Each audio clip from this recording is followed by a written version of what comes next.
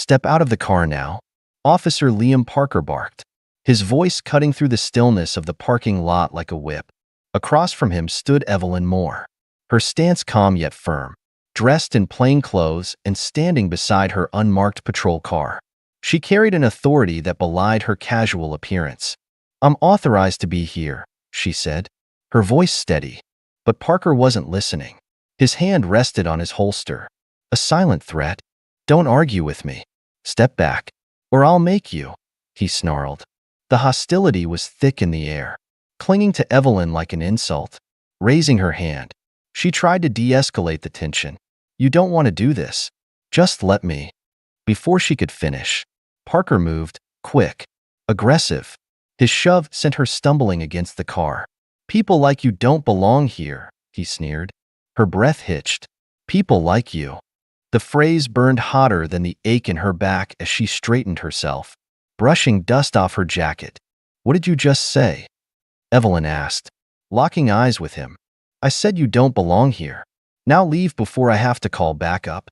His sneer was laced with condescension, his posture screaming arrogance, a misplaced authority he thought was unshakable. But then Evelyn did something that stopped him cold.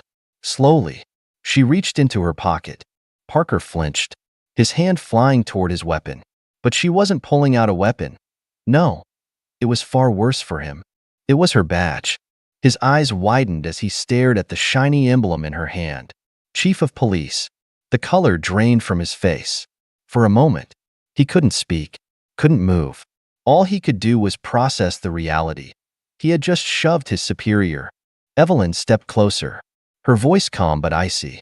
"Let me explain something to you. I don't answer to you. In fact, you answer to me." The silence that followed was deafening. Parker fumbled for words, stammering incoherent excuses. But Evelyn wasn't finished. "Do you even know who I am?" she asked, her tone sharp enough to cut through steel. "Do you have any idea what you've just done?" He opened his mouth to respond, but nothing came out. He was choking on his own arrogance, on the weight of what had just unraveled. What followed that night set off a chain reaction no one saw coming. Parker's fate and Evelyn's would intertwine in ways neither could have predicted. The humiliation Parker had dished out so easily was about to become his downfall, but not in the way anyone expected.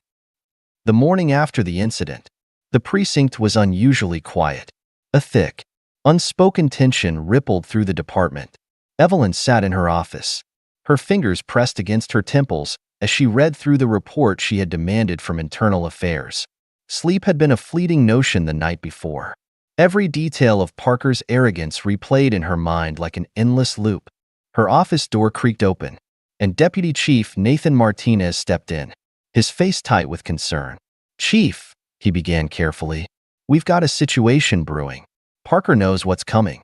He's already talking to some of the officers in his circle, trying to rally support." Evelyn leaned back in her chair, her sharp eyes narrowing. "Support for what?" "He violated every protocol in the book. There's no defense for what he did." Nathan hesitated. "It's not about defense. It's about loyalty. Some of the old guard, they don't see you as one of them. They'll frame this as you being too harsh, too political." Evelyn smirked, though there was no humor in it. "Too harsh? He assaulted his superior officer without cause. If I were a man, they'd be falling over themselves to condemn him. This isn't about loyalty, Nathan. It's about fear of change." Nathan nodded but didn't say more. He knew she was right. He also knew how stubborn the old guard could be. "The review panel meets in 3 days. Do you want me to take the lead on this?" Nathan offered. "No," Evelyn replied firmly. "This is mine to handle. Parker needs to know that actions have consequences, not just for him, but for everyone who thinks they can operate above the rules." In the locker room, Parker paced like a caged animal. A few officers lingered nearby, their faces a mix of discomfort and complicity. Officer Ben Carver, one of Parker's closest allies, leaned against a bench, watching him carefully. "You're blowing this out of proportion, Parker," Ben said, trying to sound reassuring. "It's not like you knew she was the chief." "That's not the point," Parker snapped, his voice filled with frustration. "She's going to make an example out of me. Do you know what that'll do to my career? My pension? Ben shrugged. Maybe just apologize. Say it was a misunderstanding. That usually works. Parker stopped pacing and turned to Ben, his eyes blazing. You think this is about an apology? She wants to humiliate me. I'm not going to let her win. Back in her office, Evelyn reviewed the footage from the parking lot. It was as damning as she remembered. Parker's aggressive posture, his refusal to listen, the shove, it was all there, crystal clear. But what lingered in her mind was something else, the look in his eyes. Not respect, not even caution, but disdain. A knock at her door pulled her from her thoughts. Nathan stepped in again, this time looking more concerned. Chief, there's chatter. Parker's talking about filing a grievance, claiming you're targeting him because of… Nathan trailed off. Because of what? Evelyn pressed. Nathan hesitated. Because of race.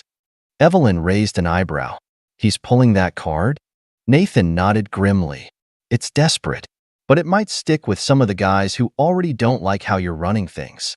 Evelyn sighed, standing up and crossing her arms. Let him dig himself deeper. The facts are on my side, and the footage doesn't lie. If he wants to turn this into a public spectacle, I'll be ready. But the public spectacle was already beginning to brew. By the next day, whispers about the incident had spread beyond the department. Union representatives were asking questions, and some officers were visibly choosing sides. Later that evening, Evelyn walked into the precinct's main floor. Conversations hushed as she stepped up to address her team. I'm sure you've all heard about the incident in the parking lot, she began, her voice steady but firm. I won't go into details, because this matter is under review. But let me make one thing clear. Accountability applies to everyone, no matter their rank, tenure, or reputation. Our job is to serve and protect, and that starts with respecting each other and the community we serve. If anyone has an issue with that, my office door is open. Her words hung in the air like a challenge. Parker stood at the back of the room, his jaw tight as he listened. After the meeting, Ben approached Parker, his tone more cautious this time. She's not backing down. Parker, maybe you should. No, Parker interrupted, his voice low but seething. She wants to humiliate me. I'm not going to let her win.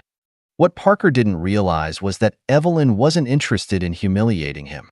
She was interested in exposing a culture that allowed people like him to thrive unchecked. And as the days passed, she began to see just how deep the rot went.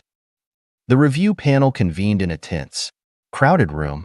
Evelyn sat at one end of the table, her posture composed but unyielding. Parker sat at the other, flanked by his union representative. The proceedings were grueling, filled with half-truths and misdirection from Parker's defense. But Evelyn held her ground, presenting the footage, the reports, and testimonials of other officers who had witnessed Parker's behavior firsthand. This isn't about me or you, she said, her voice steady but piercing. This is about what kind of department we want to be. Do we want to uphold the values we claim to stand for? Or do we want to protect those who tarnish them? The room fell silent, the weight of her words sinking in, but the fight was far from over.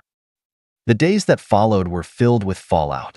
Parker's supporters grew quieter as more evidence against him came to light. Evelyn continued to push for reforms, knowing the road ahead would be long and fraught with resistance. But she also knew it was worth it. As she stood in her office one evening, looking out over the city, she allowed herself a moment of hope. The truth was out, and while the battle was far from over, the path forward was finally within reach.